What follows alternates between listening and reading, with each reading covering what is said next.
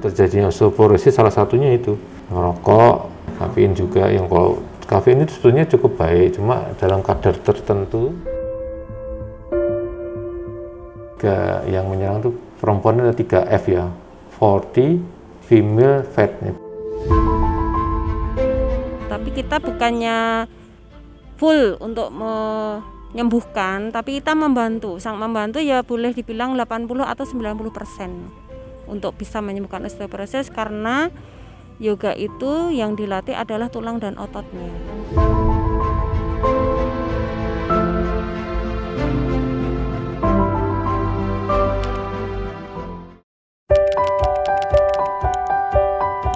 Halo Sobat Dasmet, gimana kabarnya nih? Makin sibuk ya sama pekerjaan di masa pandemi? Atau rapat online di 2 rumit sekaligus? Itu sudah pasti banyak yang merasakan. WFH memang sudah melekat di sebagian dari kita. Akibatnya, kita malas untuk berolahraga, menjadi sering rebahan, dan lupa untuk menjaga pola makan sehingga berefek pada kesehatan tubuh kita.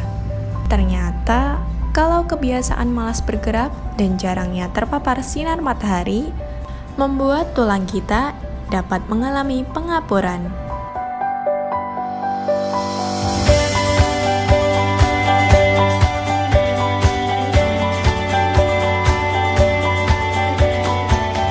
Kerusakan tulang osteoporosis atau dikenal dengan istilah tulang keropos merupakan penyakit tulang yang umumnya diderita oleh lansia.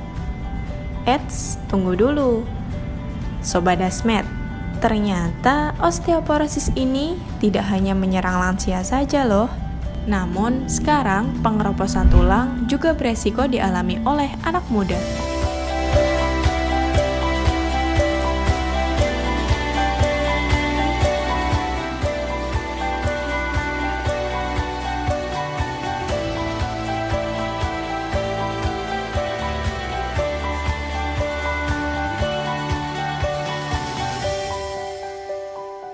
Gimana Mbak? Ada keluhan? Ada keluhan apa membawa ke sini? Jadi kan selama masa pandemi nih, itu tuh kayak sering rebahan gitu kan dok. Nah itu rasa tulang tuh rasanya kayak linu nyeri gitu, iya nyeri kayak gitu. Nyeri. Itu tuh kira-kira karena apa ya dok ya? Iya. Nyeri karena, tapi nggak jatuh ya? Nggak ada riwayat jatuh ya? Ya. Ya memang yang kita ya nyeri karena tulang itu memang ada beberapa hal ya, beberapa hal. Terutama kalau umurnya di atas 50 tahun, di atas 40 lah, 45, 50 tahun ke atas, itu banyak mengeluh mengenai nyeri tulang.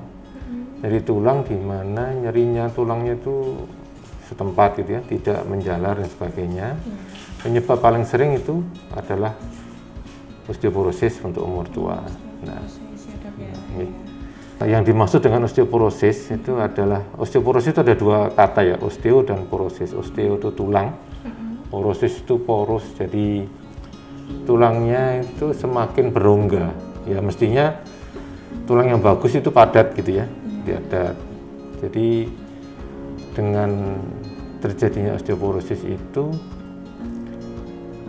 terjadi penipisan lah, kalau orang awam bilang ya, penipisan daripada tulang dengan rongganya itu semakin besar di dalam tulang itu. Jadi bentuk tulangnya tetap misalnya sekian gitu ya tulangnya.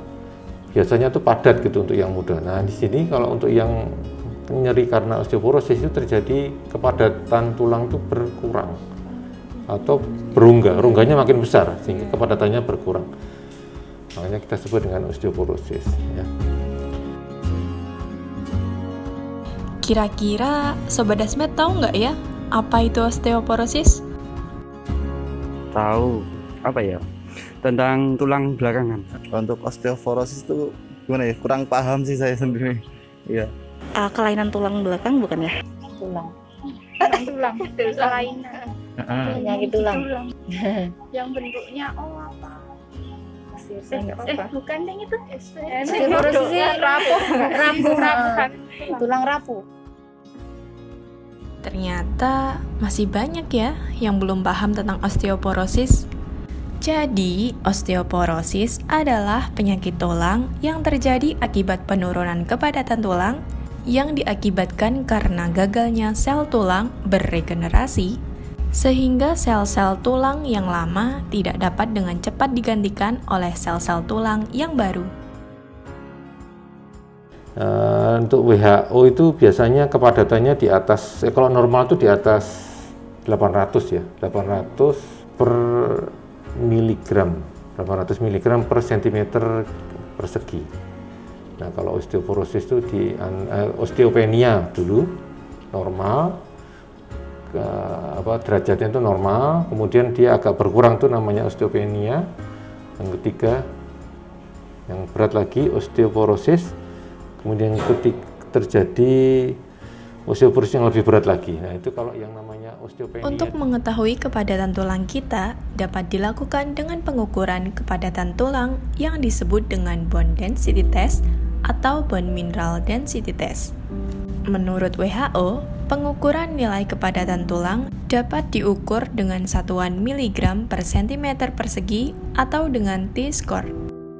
T-score adalah nilai besaran kepadatan tulang seseorang dibandingkan dengan rata-rata kepadatan tulang orang dewasa normal berumur 30 tahun. Kepadatan tulang dikategorikan menjadi 3 kategori. Pertama, kategori normal dengan nilai lebih dari 880 mg per cm persegi. Kedua, kategori osteopenia atau massa tulang rendah dengan nilai antara 690 sampai 880 mg per cm persegi. Dan yang terakhir, kategori osteoporosis dengan kepadatan tulang kurang dari 690 mg per cm persegi. Kalau menurut Sobat Desmet, penyebab dari osteoporosis itu apa ya? Kayak salah kebiasaan duduk yang salah, tidur juga salah. Penyebabnya banyak ya.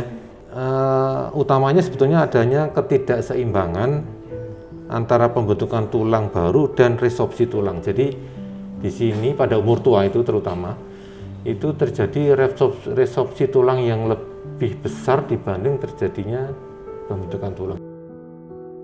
Penyebabnya banyak, biasanya karena kekurangan beberapa hormon, terutama estrogen untuk wanita ya, kemudian androgen untuk pria, asupan kalsium, vitamin D yang kurang adekuat, kemudian olahraga kurang, penggunaan obat kortikosteroid yang jangka panjang itu terjadi Cushing syndrome namanya, itu bisa terjadi osteoporosis, menyebabkan tulang menjadi rapuh, istilahnya kita bilang rapuh ya. Kemudian karena keganasan tulang dan problem tiroid. Ternyata faktor penyebab dari osteoporosis itu ada banyak sekali. Salah satu yang utama adalah karena pola hidup yang tidak sehat. Faktor internal tubuh yang menyebabkan osteoporosis diantaranya kurangnya hormon estrogen pada wanita dan berkurangnya hormon androgen pada pria seiring bertambahnya usia.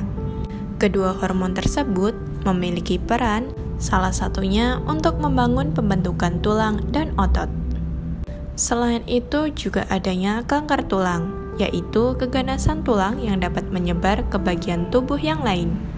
Sedangkan faktor eksternal tubuh yang menyebabkan osteoporosis diantaranya kurangnya asupan kalsium karena kita jarang mengkonsumsi makanan yang kaya akan kalsium. Seringnya rebahan, jarang berolahraga dan beraktivitas menjadikan kepadatan tulang rentan untuk berkurang. Apalagi sekarang ini aktivitas di luar ruangan sangat terbatas, menjadikan kebutuhan vitamin D tubuh kita belum terpenuhi. Penggunaan obat jangka panjang juga perlu diperhatikan karena berefek pada kesehatan tubuh. Selain itu, kebiasaan merokok dan mengonsumsi soda, kopi, atau alkohol juga berpengaruh pada kepadatan tulang kita. Siapa Sobat Desmet di sini yang suka minum kopi atau minuman bersoda? Yuk absen dulu. Kalau kopi ya, tiap hari ngopi saya. Sering, tiap hari. Kira-kira berapa banyak ya mengonsumsinya dalam sehari? Kalau sehari sih dua kali pasti. Ya memang faktor risiko ya itu ya, faktor risiko yang membuat terjadinya osteoporosis salah satunya itu merokok, kafein juga. Yang kalau kafein itu sebenarnya cukup baik, cuma dalam kadar tertentu itu kalau dia melebihi juga merugikan bagi kita. Tapi dalam kadar tertentu, dalam ini bagus untuk kita untuk mensuplai semangat kita, saraf kita ya. Gitu. Sobat Dasmet, pasti banyak dari kita yang suka minum minuman berkafein dan bersoda untuk menghilangkan kepenatan dan menambah semangat. Namun, perlu diingat ya, perlu adanya batasan agar kita tidak mengonsumsinya secara berlebihan. Kalau saya baca di artikel tuh ya dok ya, itu tuh osteoporosis tuh termasuk penyakit yang mematikan. Jadi diam-diam mematikan gitu. Mematikan, ya. Itu emang kasus di Indonesia tuh seberapa banyak sih dok? Mematikan sebetulnya bukan mematikannya dalam hal ini bukan terus kena terus menjadi mati, enggak ya. Artinya mematikan aktivitas biasanya.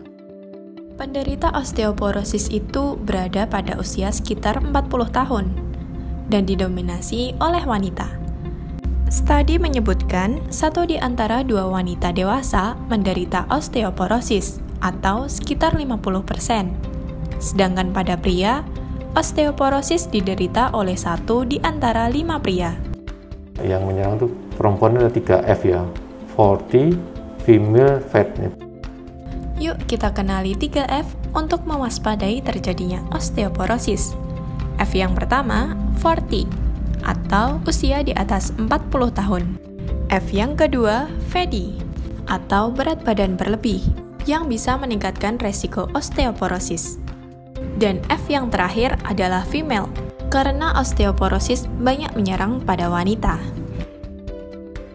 Gejala osteoporosis biasanya diikuti dengan rasa nyeri pada bagian sendi tulang belakang. Rasa nyeri tersebut biasanya menetap pada satu bagian tubuh, tidak menjalar, akan tetapi terkadang rasa nyerinya dapat berpindah. Selain itu, dapat dilihat dari postur tubuh yang membungkuk, sehingga mengakibatkan berkurangnya tinggi badan dan tulang menjadi rentan patah. Banyak penderita osteoporosis yang terdeteksi setelah mengalami fraktur atau patah tulang. Tindakan medis yang diterima pasien penderita osteoporosis adalah dengan cara medikamentosa atau pemberian obat-obatan untuk mengurangi nyeri dan menambah kalsium, serta dilakukan dengan cara pembedahan. Untuk mencegah ya, pencegahan daripada osteoporosis agar tidak terjadi osteoporosis itu memang kita harus makan dengan pola hidup sehat, kemudian asupan kalsium sejak muda, maksudnya asupan kalsium, asupan vitamin D. Asupan kalsium itu banyak dari makanannya. Nah biasanya untuk orang-orang yang aktivitasnya kurang itu artinya begini, orang yang suka olahraga dengan orang yang tidak suka olahraga itu beda banget tulangnya. Untuk yang suka olahraga dia kompak betul, isinya tuh padat sekali dibanding yang tidak suka olahraga. Nah, Sobat Dasmet, salah satu cara untuk mencegah atau mengurangi efek dari pengapuran tulang adalah dengan berolahraga. Dengan rutin berolahraga, tubuh akan mengalami pergerakan, peregangan, dan tekanan untuk menstimulasi tulang sehingga kepadatan tulang akan bertambah. Ada banyak macam olahraga yang dapat dilakukan untuk meningkatkan kepadatan tulang seperti lari, tenis, atau sepak bola. Jenis olahraga tersebut bisa menjadi pilihan olahraga untuk anak-anak muda. Sedangkan untuk lansia atau orang yang sudah terdiagnosis osteoporosis dapat melakukan yoga untuk mengurangi efek dari pengeroposan tulang. Emang bener ya Mbak ya, tapi kita bukannya full untuk menyembuhkan, tapi kita membantu. Sang membantu ya boleh dibilang 80 atau 90% untuk bisa menyembuhkan osteoporosis, karena yoga itu yang dilatih adalah tulang dan ototnya. Kira-kira kapan ya waktu yang tepat untuk melakukan yoga? Sebaiknya itu pagi Mbak. Kenapa pagi? Karena hormon yang ada di dalam tubuh kita itu aktif dan bisa untuk penyembuhannya prosesnya itu pagi hari, karena kondisi otot dan tulang kita masih kuat dan masih bugar. Rata-rata kalau orang osteoporosis itu kan namanya orang sakit ya Mbak ya, dalam artian bukan orang sehat. Kalau orang sehat sih bisa 1 jam 15 menit, tapi kalau orang osteoporosis itu 30 sampai 45 menit itu sudah cukup. Yoga merupakan olahraga yang cocok karena memiliki gerakan yang pelan dan mudah diikuti bagi penderita osteoporosis. Gerakan-gerakan yoga dipercaya mampu menguatkan tulang dan otot dengan cara yang aman. Tak perlu waktu yang lama dalam melakukan yoga mandiri di rumah, tapi perlu diingat ya Sobat Dasmet, sebaiknya melakukan yoga harus dengan pengawasan ahlinya, agar tidak salah dalam melakukan gerakan. Jangan lupa juga ya untuk selalu jaga protokol kesehatan ketika kita sedang berolahraga di tempat umum. Nah, jadi Sobat Dasmet, osteoporosis adalah penyakit tulang yang terjadi akibat penurunan kepadatan tulang yang disebabkan oleh kurangnya hormon, asupan kalsium, vitamin D, dan kurangnya aktivitas maupun olahraga. Ciri-cirinya sendiri seperti nyeri pada tulang belakang dan postur tubuh yang membungkuk. Hayo, siapa yang merasakan ciri-cirinya? Perlu diwaspadai ya. Berdasarkan dari penjelasan Dr. Agus, kalau osteoporosis tidak hanya menyerang lansia saja, justru anak muda sekarang rentan terkena osteoporosis akibat pola hidup yang tidak sehat. Pencegahan osteoporosis sendiri bisa dilakukan dengan olahraga yang teratur, asupan kalsium dari pola makan yang teratur, dan asupan vitamin D dari sinar matahari yaitu ultraviolet B. Yuk waspadai osteoporosis sejak dini dengan menerapkan pola hidup yang sehat.